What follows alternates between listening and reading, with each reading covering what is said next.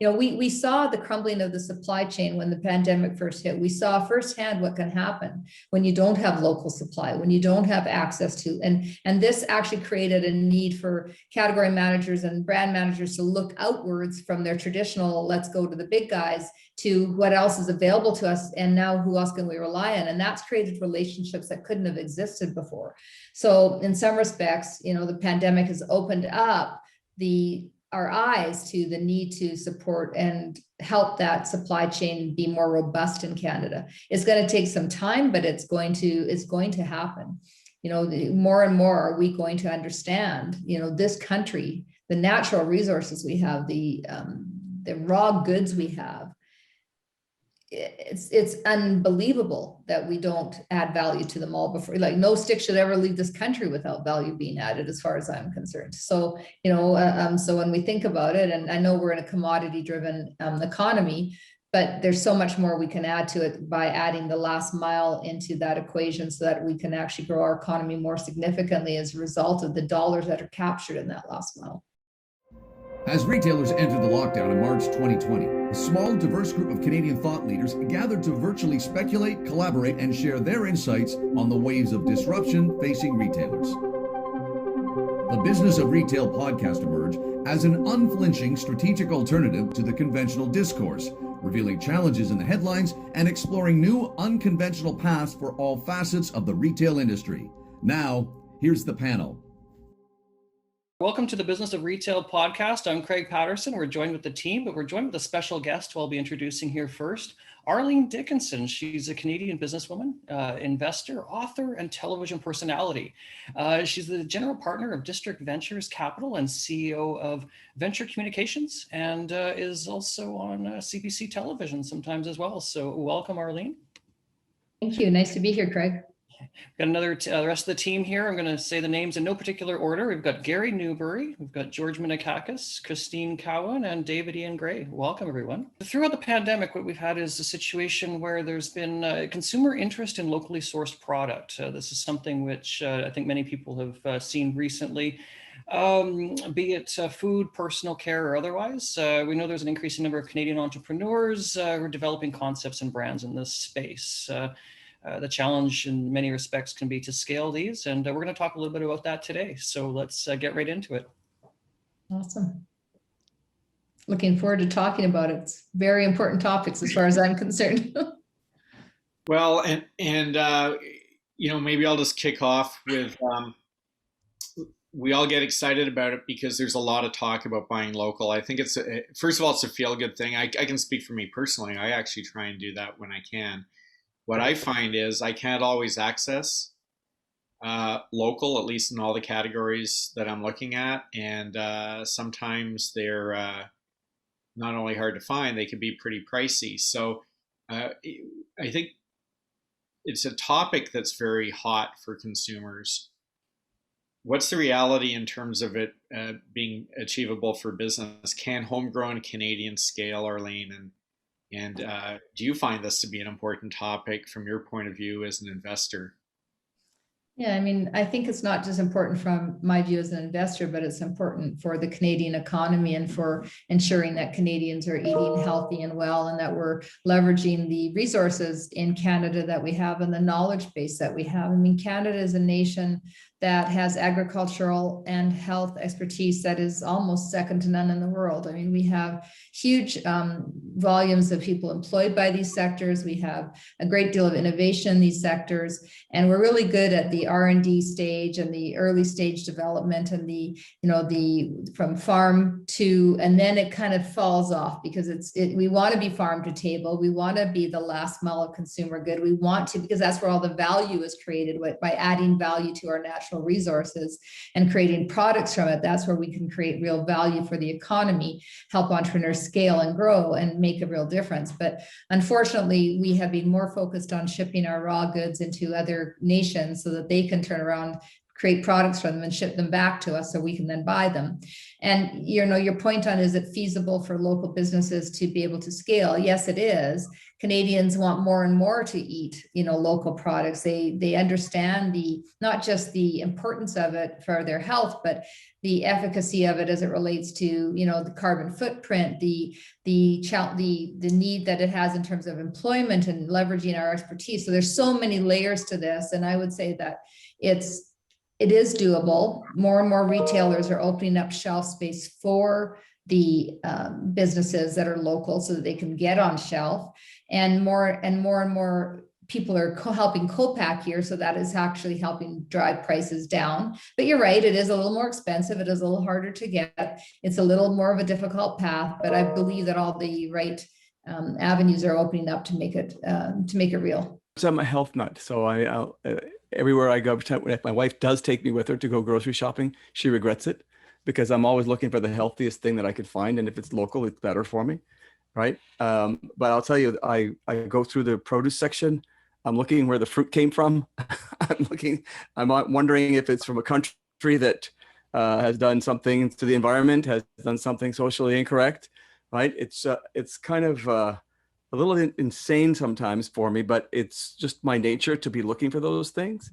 But it's the way I choose to be. And I think more and more Canadians are very self-conscious of that than they ever were before. Arlene, what do you think the biggest barriers are? I mean, is it a direct-to-consumer model versus like a wholesale model? Is it, people's ability and openness to try new goods, and then how do they kind of scale from there? Because I think, definitely that's, to me, one of the big challenges is just figuring out how to get on the shelf and then how to grow and expand with so many other barriers to entry. Well, I think that's why, yes, it is different, and it is harder for these businesses because they need a lot of marketing dollars. They need a lot of space and shelves. They need people to understand what they're doing. But having said that, as I said earlier, retailers are opening up shelf space to local products. You're seeing more and more of that. You're seeing more of natural go into conventional space. So you're seeing natural foods making the transition into mainstream grocery aisles. You're seeing investors like, District investing in these businesses to give them the capital so that consumers can know about them. And then you're seeing this, you touched on it. I mean, D2C, DRTV, there's lots of other ways to go around things where you can sell your product internationally. You don't have to rely just on your domestic market anymore. And Canada has that advantage. So as long as they have a good brand story to tell, and as long as they've got marketing dollars, they can scale. And of course, they have to have the production facilities. So there are some holes in Canada, one of them being not enough production facilities. I said earlier that, we're seeing more co-packers, but there aren't enough of them that are serving, these smaller startup market businesses.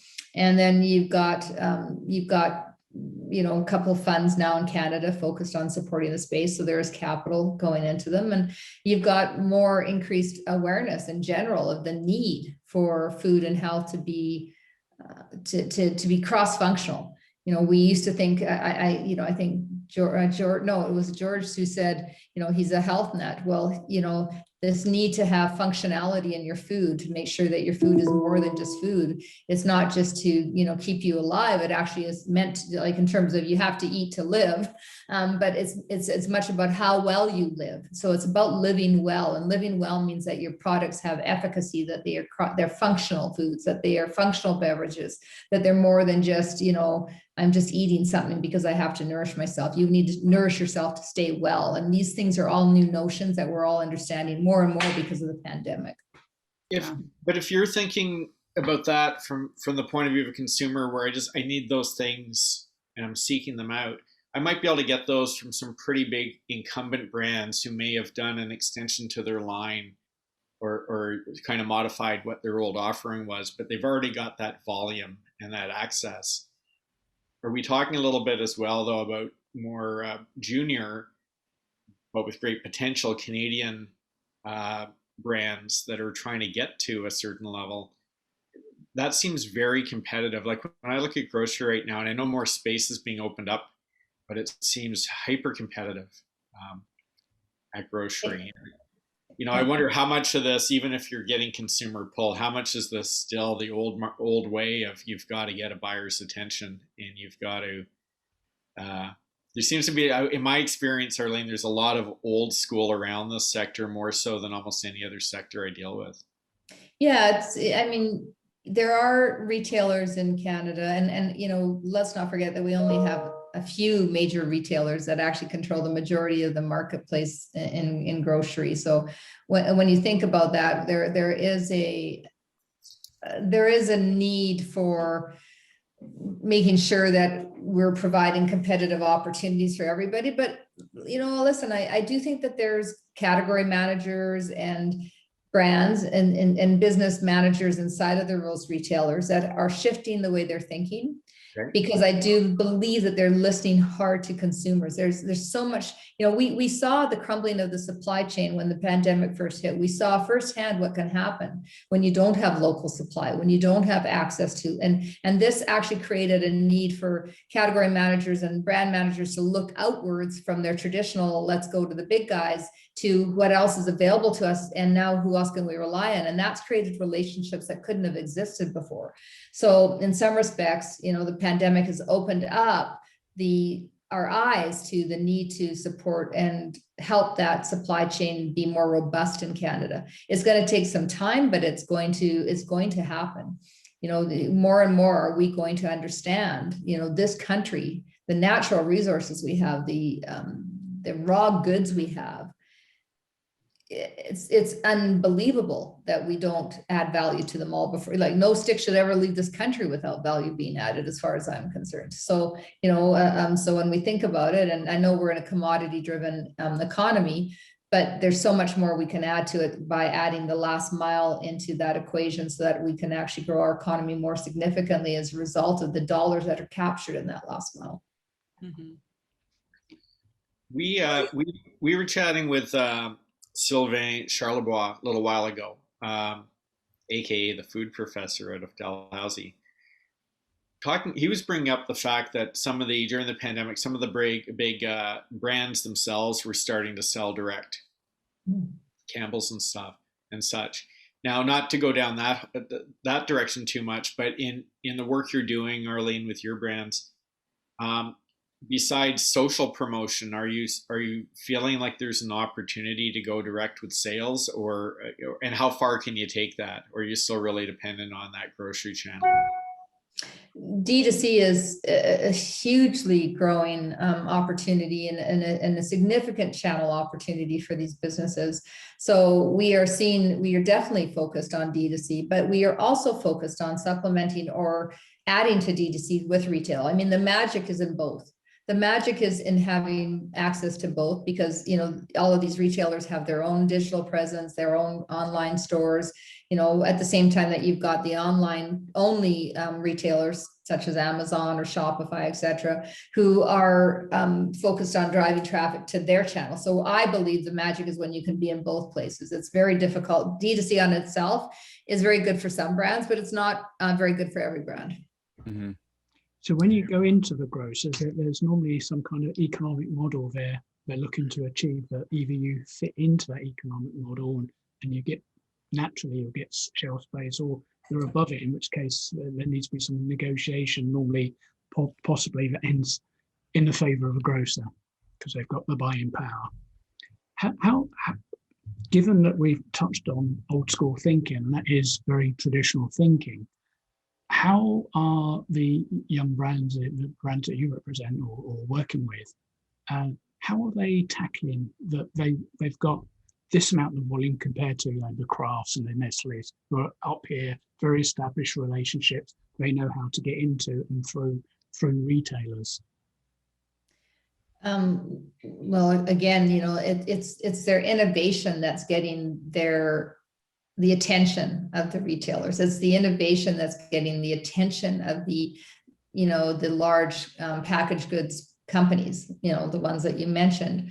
There's a reason they're not innovating. It's very difficult for them to innovate. So it's far cheaper for them to let a small startup company innovate, build the business, see if there's a market opportunity, start to grow the space, them acquire them, and then them take them to the next level. That is a far it's a faster way for them to prove out, market acceptance. It's less expensive in many respects, and it gives them an opportunity to test what's going on out there without having to invest a lot themselves into innovation facility, which, as we all know, in Canada, a lot of the R&D and innovation went away in the last, several decades. I mean, what was the first place we cut in Canada in business? We cut in R&D. R&D just went the way of the dodo, and we didn't want to invest in R&D. And that was true for every business. And in Canada, in particular, many of these packaged goods companies became sales offices. They were not doing anything but being sales offices for US entities.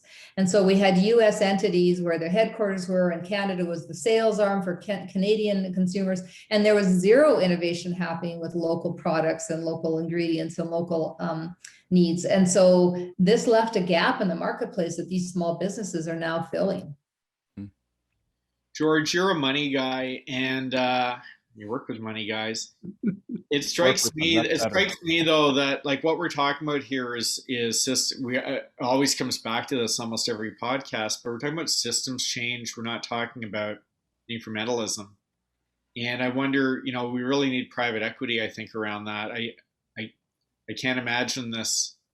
I share Arlene's view of the future, which is one to strive for, but I have a feeling we need a lot more private investment with a patient capital approach to some of this. These institutional investors, they want to see what Arlene just described, to see a small brand get scale and pick up part of the market, and then they'll invest in it. I've only run into 2 or 3, David, that are willing to dive into a startup, particularly the larger ones. They're not that interested. There are those venture capitalists that will get into that, but they're not the school that I'm at, right? But I will tell you that the ideas of these brand startups intrigue these investors a great deal, because they love to be able to do it, but it's just not in their wheelhouse of comfort, because they need to get returns pretty quick. And their idea of investments is to professionalize an organization versus starting it up, unfortunately. Well, and let's face it, the majority of PE and VC capital in Canada has gone to technology. And so there's, and the idea of a home run there, is $100 million brand in the CPG space in Canada is a good brand. If you can build it to $100 million, that's a unicorn in Canada. Yep. Versus the $1 billion that people look at for tech companies, and these ridiculous, don't even get me started on the ridiculous valuations of what's going on there, and the false economy that's being driven there, where in fact these food companies and supporting them and building them to scale and building 200, 300, $500 million, $1 billion brands in that space is very doable if there is the ecosystem in place to support that. So whether it's VC like District Ventures Capital, we have a $100 million fund. There's Renewal Partners, there's Investico in Canada. There's 3 of us who are pushing hard to build it. We'll be raising another fund here. We'll be, we're in this game. We are in the game, like knee deep. We are committed to the space, and you need all aspects of investment, from angel investing through to VC to family and friends, angel, seed, VC, PE. You need banks and financial institutions supporting. You need all of this. And I do believe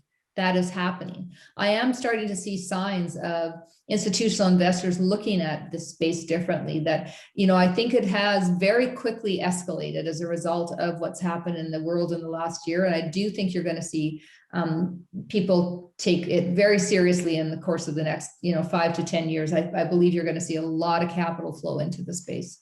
Yep. I agree with you, Arlene. It's the private investors, these family funds that are out there. That's probably the space where a lot of the money is going to come from, and because they look at opportunities and they're quite comfortable with taking risks, because they don't have to explain anything to anyone other than themselves.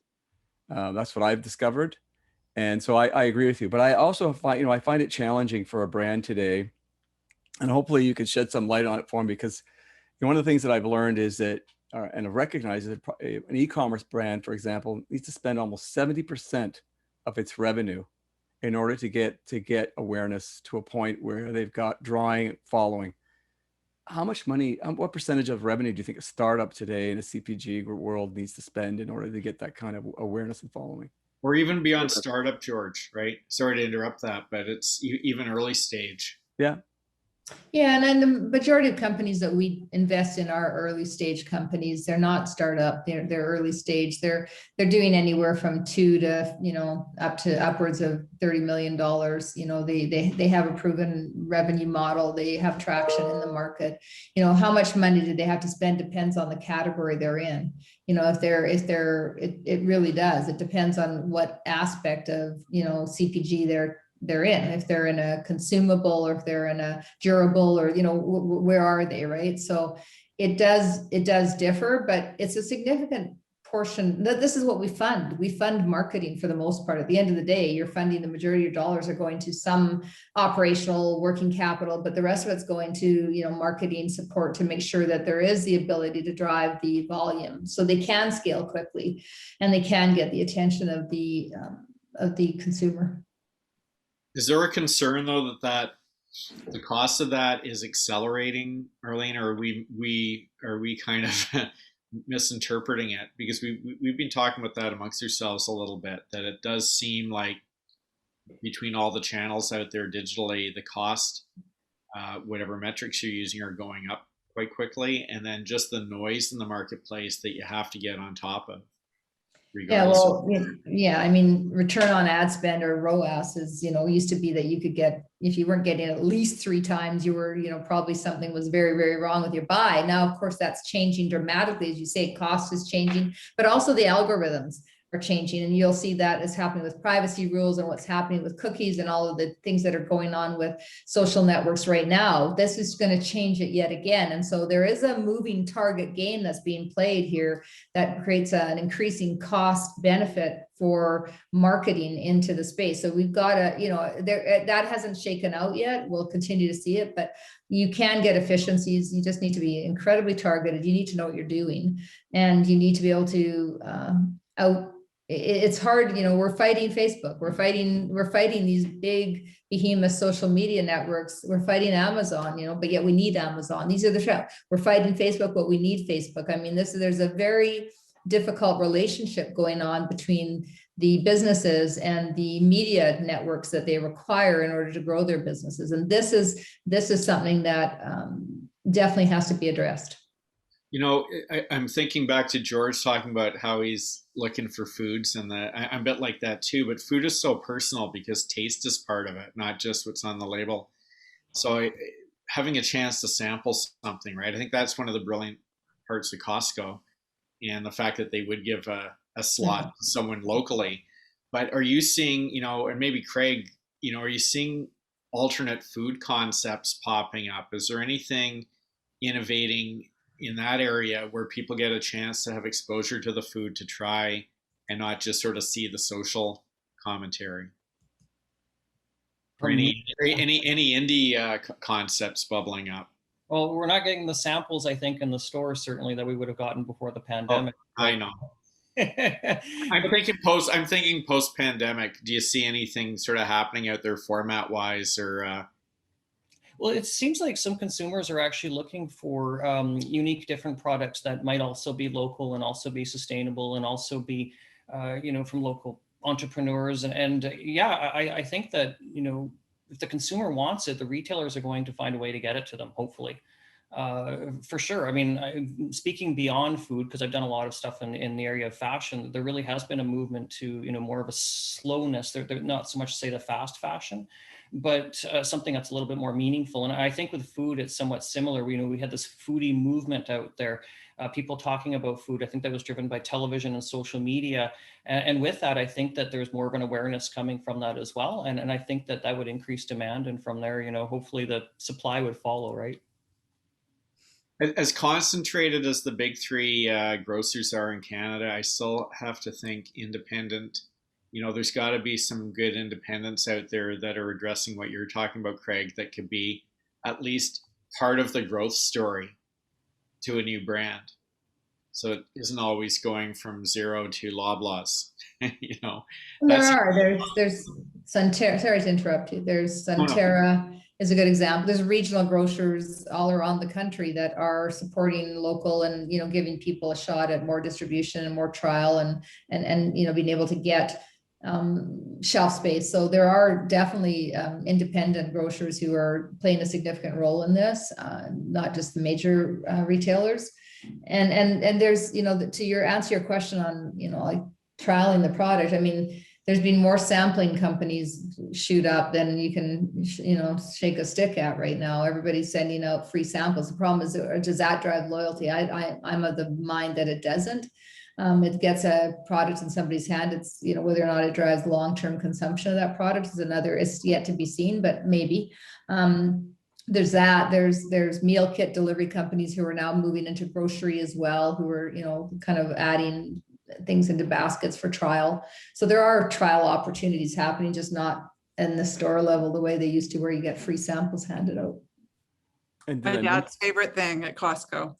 did I mention I'm a germaphobe as well, that I cannot go in those lineups and pick out food. Like somebody get hand me food. I can't do it. Yeah. So I agree with Arlene. I'm not sure you're going to sell it to me that quickly anyway. So I think the connection to the consumer is really important here too, because there are a lot of consumers out there, back to what we were talking about a little earlier, where you're not necessarily the big box shoppers. Like they want to be in those environments. They want to be connected to brands. And it's challenging because if you think about the health space right now, I mean, you go into a Choices food market or Whole Foods, it's daunting. There's so much product. There's so much newness. There's so many different brands out there competing for space. And there's got to be a way for these brands to like connect to the consumer and for these consumers to follow them on the journey. And I can imagine that that's just, again, there's so much noise, there's so much going on, but I do think there are consumers out there who really resonate with brands that are local, want to support BIPOC businesses and see these Canadian companies grow and scale. But then the challenge becomes, once they scale, then do they really miss out or lose out on what was the important thing that brought them to the consumer in the first that's a good point. Yeah. So I bet they don't worry about that too much. No, But yeah, I mean, that's the point. Yeah, I mean, that's going to be for the acquirer. It's probably a PE firm that's going to acquire them and ruin them. So, Hey, I like microbrewer. What now they call it? I just dated myself because it's craft brew, but craft beer. But it's kind of like you have all your favorites, but when one gets acquired and you start seeing it everywhere, just you kind of drift off. But you know what? I think that's a good problem to have for the brewery. that's the circle. That's just the circle of life, cycle. right? That's the cycle. Yeah, that's the cycle. And that drives more innovation, and that entrepreneur likely goes off and starts another business and innovates again, and they build and grow, and that's what happens. Yeah. So are there any emerging trends that you're seeing in this space that are interesting to you, or things that maybe we haven't? I know, pet food and other things like that have been really on fire, and meal kits is another thing, I think, with the pandemic. Like, what else are you sort of seeing out there?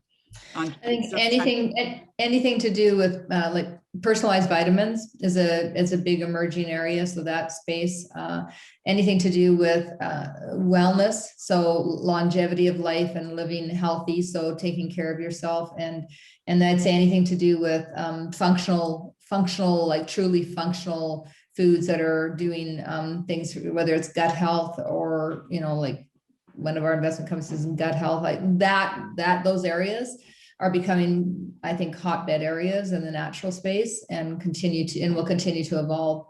Yeah. The personalization to me is really interesting because, that to me just seems so complex to try and personalize like a vitamin. I mean, I guess you can do it with meal programs or things like that, but that's just a whole other area that I think is really intriguing for a consumer, especially like knowing that you can get something, you're analyzed and they can come back to you and say, this is exactly what you're going to need. I think that's sort of something a lot of us are striving to supplement with the rest of our diets. It's happening as we sit here. It's happening. There's businesses that we know of and have seen, and who are in the life. It's all about health sciences. It's all about, how are you, what is the science of what you're building? How is it making your health better? How is it improving your ability to live well longer? These are all the emerging trends. And this is what, we've got an aging population. We all care about these things. We're all worried about these things. And so these are the trends that are starting to form and take shape. And this is where I think you'll see more and more innovation happening. Yeah. So if we pick a vision, I liked what you said about separating out unicorns from creating a healthy base, because I don't think one winner is going to change this. It's much better to have a broad array of solid performers. But you're hands on with this. Out of the whole soup, the Darwinian soup of all, and I said that on purpose, Gary, because I thought it'd be a pun if we're talking about. Okay, never mind. So anyway, I got it. Don't worry. but in the whole mass of early stage moving forward, only certain ones are going to make it. What's sort of the difference maker for you? Like, what are some of the conditions to success that might make or break someone who, if someone was listening to this, who is in that role right now? The entrepreneur has to truly know, I think they have to be good marketers. So marketing is a critical element to this. They have to be well capitalized. So they have to have figured out the path to capitalization and how they're going to build their business. They have to be, it's product market fit, market acceptance, right? Like, do they have a product that the market wants? Does the market accept it? Are they innovating? These are critical areas and elements of any really good CPG company. I mean, one of the companies we just invested in is a company called Outcast, based in Halifax, Nova Scotia. And their whole business model is built around technology that takes fruits and vegetables that are deformed or somehow not, don't look good. And they use their technology to create a powder from them, and they add protein to the powder. And you can use that to make smoothies. You can use that on soups. You can use that in anything. And they're just skyrocketing. Why are they skyrocketing? Because the waste is gone. They're taking what was a waste issue, which is just tragic that these vegetables and fruits were making it to, shelf space because they were deformed. Not a perfect looking apple, but still a very good apple. And they're taking that and turning it into something that has shelf stability, can be transported and sold around the world, can actually help with protein intake and fruit and vegetable intake. It's a fantastic Canadian innovation. I love those stories, Arlene. The winner at Sustainable Brands a few years ago, when I was there, they have an innovation round, and it was I think it was crickets or grasshoppers, basically. But they were producing it en masse. And what they found was the consumer I would eat crickets, I wouldn't have a problem with it, but the consumers don't like it.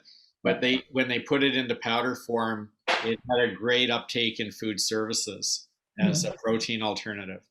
And they were scaling. They had big futures ahead of them, those guys. Yeah. Outcast, keep your eye on it. It's a Canadian innovation that I think is going to just absolutely speak about companies that I think are going to hit home runs. I think they're going to hit a home run, and it's because they've identified a market need and they've addressed a market problem. So waste and the need for protein and fruit and vegetable intake and not always being able to access it. They've identified that, they've found the product market fit, and they've built something incredible through technology. I watched a group, and they sort of had a lot of those ingredients, but they missed one. It was backcountry backpacking meals, but it was a different technology than dehydration. And it was one that you still out of the water, but the flavors were fantastic. And they're called No Man Nutrition. And I was trying them, and I said, you could eat this. I'd have this for lunch, basically, at my desk. But they sold into MEC. They were in MEC and they were in Valhalla Pure. But because they didn't have a long run plan and they didn't capitalize it right, there wasn't a big enough scale in that channel to get them to the level they needed to then pivot over to, they ran out of funds and they couldn't pivot over to grocery. And it was a real shame because everything else about it was great. We have a graveyard full of businesses in Canada that have made it to $2, $3, $5 million and then fell off because they're too small for American investment and there was no Canadian investors. But I'm telling you, that's changing, and that is going to continue to change. And I firmly believe this. I see activity in this across, all sorts of bank areas. I know it's happening. So, and I believe it's going to continue to only expand and grow. And probably post-pandemic, during the pandemic, there are a lot of small entrepreneurs that have been looking at opportunities to break away from their work lives and start something. I've read a whole bunch of them that are doing it. It's only a matter of time. And look, $2 or $3 million is not a lot of money, not a lot of revenue. It doesn't take much to get there. But you're right, Arlene. It's running out of money and the resources to continue to grow that does them in, unfortunately. Yeah. But David, I have eaten chocolate covered crickets and cookies made of cricket flour. It was an experiment. It worked with me. So the only one that didn't work with me, I think, is Beijing, and it was deep fried cocoon. And that was the one. I'll try anything once. That's the one I wouldn't try twice. Well, for somebody who lived in China for 3.5 years, I can tell you that the one thing I wouldn't touch was swallow spit, which I'll not get into the details of, but apparently it keeps you young and healthy. I was not going to do it. Craig, you got to rein us back in here. Hey, Arlene, we were talking offline earlier about the term ecosystem, and I know it's something I get excited about because I think we've lived too long in our business worlds. We're in our bubbles, not just inside a corporation, but within the ancillary sectors around each of us. And it turned out you were kind of viewing things that way with maybe tell us a little bit about your new venture and the role of ecosystem from your point of view. Sure. So I launched Venturepark. Venturepark is a business growth ecosystem, and it's focused on helping businesses in the consumer goods space to scale. So businesses of all sizes, from emerging through to late stage. And how I define an ecosystem is a variety of different businesses and expertises with varying degrees of how they're compensated and ways they're compensated, but all focused on the same singular purpose. So in this case, Venturepark is an ecosystem that is comprised of 2 not-for-profit companies, which is Venturepark Labs, which is our accelerator and our kitchen. So you can commercialize and innovate in our kitchen. You can go into the accelerator for programming and mentorship. It's comprised of 2 marketing firms that are compensated on a time and services, basis. It's comprised of a venture capital fund that invests capital, just like a VC does, into businesses. And then it also has, and who makes their money? It's money on investment theses and return on investment of dollars deployed. And then finally, it's comprised of a media platform who amplifies the brands out to the market. Because as I said earlier, we've got to create our own methods and ways to get people out there. So it's a media company, not media buying, a media company that is actually driving media and developing media. And it's of course compensated in terms of, search and clicks and, making sure people are getting their messaging. So 5 very separate businesses, all with very different expertise, all compensated differently. Every single one of them get up every day to do one thing, and that is to grow CPG companies in Canada to scale and make them into global brands. That's it. So lets everybody go to their corners and be experts at what they do. It lets them manage inside of the profit structure that they have, but it all serves a common purpose. That's what we've done with Venturepark, and it's very exciting because there's nothing like it in Canada. There's nothing like it in North America. So it's quite unique. Well, it sounds like the coolest club in town, and I'm thinking if I was running a company like that, I'd want in, but can you get in? Do you have a lineup out the door for the next 2 years, or can someone get in on this as a venture? At 6 feet gaps, you mean, David? Yeah, of course. Yeah, we're clubbing with the mask on and the distance. But. Yeah. Yeah, I mean, we can scale, right? Our whole intention, we need to scale as we scale businesses. So, we're going through our own growth needs and making sure we're keeping up. But there's a lot of demand out there. It's actually so rewarding to see that, there's the demand, but then as you said, how do you keep up with it? So we need to continue to scale and build the ecosystem. And not only are we going to be able to serve all the people in the marketplace, we're also going to add more to the ecosystem, because there's other businesses that would be great, add-ons to this ecosystem. And we're not trying to control it all. We're just trying to create the basis for it to bloom into something that could be significant for the country. So on the sense of creating an ecosystem, if there's, say, a talent gap right now, and not necessarily something your firm would fill, but out in the marketplace, what's needed? Where's there some skills gaps or talent or experience gaps right now? Operational expertise, entrepreneurial operational expertise, people who can help these entrepreneurs who have proven success in the CPG space and can help them operationally is generally, still a talent gap that needs to, it is getting filled, but it's, we haven't built a lot of really strong CPG companies. So, a lot of that expertise right now is coming from the US, but which is fine. But I'd say operational expertise, the other thing that's potentially, I'd say, missing in terms of talent is support as it relates to financial structuring for these businesses. So, like we spend a lot of time talking to entrepreneurs about how to structure their financial requirements and their capital requirements, because there isn't a lot of training in that. So I'd say there as well. Is there any collaboration or mentorship across some of these businesses as well? I mean, I work with a group down in Portland, Oregon, Built Oregon, and similar thing on a smaller scale, but there's a lot of mentorship and collaboration peer-to-peer with these entrepreneurs and businesses, and then also mentorship from outside firms or people that have got experience to help them kind of grow and scale, and they become really integral, especially in like smaller markets like Portland, to be able to understand what they need to do to kind of chart their path. So are you looking to do that as well, or do you see that a lot through the space? Yeah, I mean, the accelerator has put 100 companies through, and they are connected with an accelerator kind of chat group, where they can, they all speak to each other. They all talk to each other. It is a very small market still. So there is a lot of support peer to peer, and we get them on calls every once in a while to just say, hey, what's happening? What can we do differently? How can we support? Especially during the pandemic, we probably need to do that again right now, because I think things are starting to evolve again. But at the beginning of the pandemic, it was 911. How do we make sure businesses don't go under? Now it's 911. How do we make sure that we don't lose any traction that we created? There's lots of needs for discussion, but yeah, they do talk to each other. Yeah, and you mentioned about the operational skills, and is that actually producing the stuff or processing the stuff?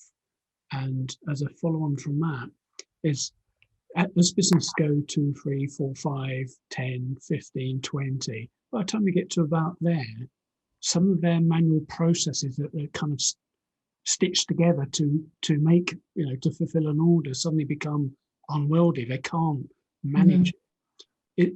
Do you find there's a certain point where they kind of look around and go, I think we need something to automate some of this and take some of the strain out of our process, maybe the application of some basic technology? I don't know if that's an aspect of scaling as well. For certain it is. I mean, another company we invested in is a company called Cook It, which is a Montreal-based meal kit delivery company, and they've scaled significantly through the pandemic, significantly. And they are turning to automation experts. How do they ensure that they have the right technology in place? How do they make sure that they keep up with this growth that's being, kind of given to them, and that they're managing? So there's all sorts of, the smart operators looking at how does technology get applied so we can build the business to the next stage. But again, it takes, you got to be a good operator to think about that. And you also have to have the capital to deploy to get automation. You have to have investors who are willing to let you put your capital to work in automation. Arlene, what's interesting is, just listening to you, is that I've come across a number of smaller organizations that they don't have a board, they don't have a lot of investors, and they do need advisory boards. They're reaching a point where they need advisory boards, and they're calling it out themselves. And I think that that's, you know, post pandemic, there's going to be a lot more of that if you want to survive. And it's a great way to get the talent you don't have and get some feedback on what you need to do to change the organization and evolve. That's kind of missing. And are you finding that as well, you know, or across the board, or? Yes, the answer is we try at the very beginning, no matter what size they are, to professionalize their board. So try to move towards an independent board as quickly as we can. I mean, it's not possible for these early stage companies. It's not likely for some of these emerging companies, but as they start to, you know, experience real growth and challenges of real growth, we definitely look to add independent directors to make sure that they can get to a place where there's good governance so that they can manage their business more strategically. At the early stages, you know, we definitely support and encourage advisory boards of you know, all types, right? But you know, even a small tight group of advisors is better than no advisors at all, right? So we try to help them with that. George, you know, it's we always look for, you know, how do things change? We're not going to go back to 2019, right? You know, when we get to 2022 or whenever. I think one of them is going to be, you could create a board. You always could do it, but I think the willingness and acceptance of having a board where you could have people from all over the planet. You can cherry pick like your ideal board without being bound by geography. Because I think we're getting way more comfortable with this kind of format of communicating. And I think that's pretty exciting, because I think, to Arlene's point at the beginning, we don't have necessarily that talent pool right now here. We'll form it over many years, but right now we may have to rely on outside. Well, the interesting thing about all this is we're in the business of planting seeds and harvesting them. And so, you know, there's a lot of impatience sometimes in Canada to get things, you know, either there's too much patience and we can't see what the goal is, or there's too much impatience and we want it to change quickly. And we're planting seeds today. We're planting seeds to grow trees that'll give, you know, that will grow products and, you know, businesses out of them. And so it's going to take time. It probably past my lifetime. But, you know, the challenge is it has to start, and it has to be foundational. And that's the work that's being done today. That's what Venturepark's all about. It's foundational work, setting up the future for success for our kids, and for the benefit of Canadians and people around the globe, so we can give them products that are going to keep them well and healthy. Well, I'm hoping that others are going to be inspired by you, say in textiles or in furniture and things like that, because there's such a clamoring right across product category for a little bit. It doesn't have to be perfect self-sufficiency, but just way more self-sufficiency than we've had for quite a while. But like you say, you have to build that over time. You don't do it overnight. Yeah.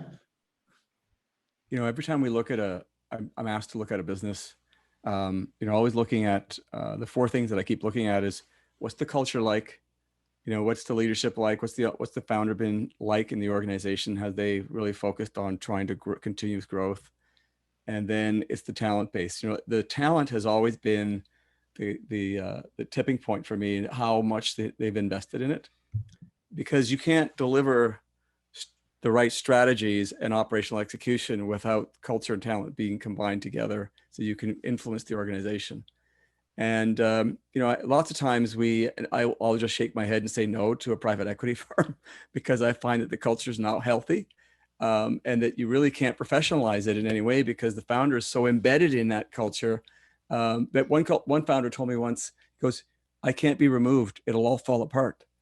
So it's one of those challenges that many organizations are going to have to face. So Arlene, how do you work around that at this point when you get at the early stage, when you're saying you're at $5 or $30 million? At $30 million, a founder can be a little egotistical.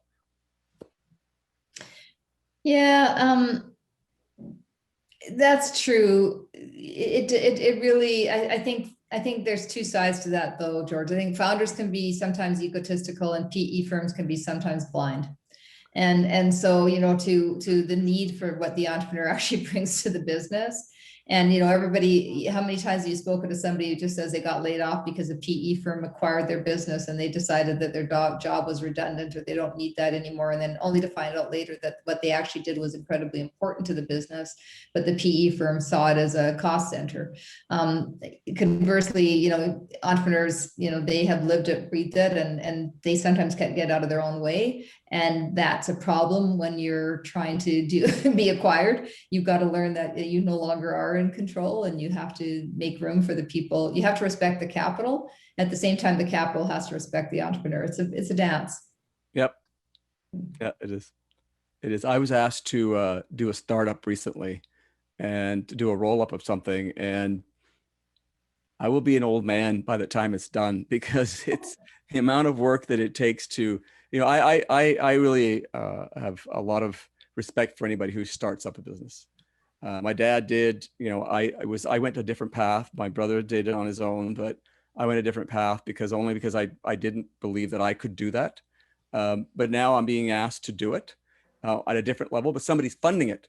So it's, my risk, it's interesting because my risk tolerance, the risk is not mine. Well, they want me to put money into it, but the risk is not mine. Somebody else is putting up all the capital. So it's a little bit different. But when I think of the entrepreneurs out there who've worked very hard to build a business, I have nothing but respect for them.